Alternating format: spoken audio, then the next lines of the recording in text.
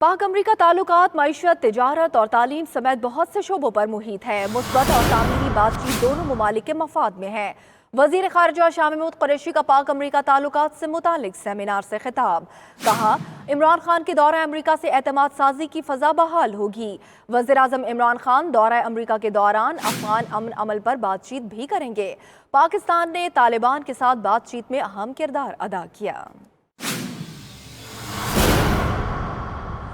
Preparing for this important visit, I would like to highlight the following objectives that we wish to achieve from the visit.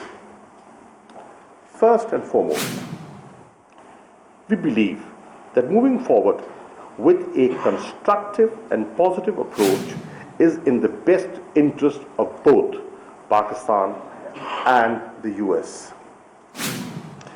It would therefore be appropriate to work for broader engagement from Afghanistan to bilateral issues, economic and trade cooperation, to peace and stability in South Asia.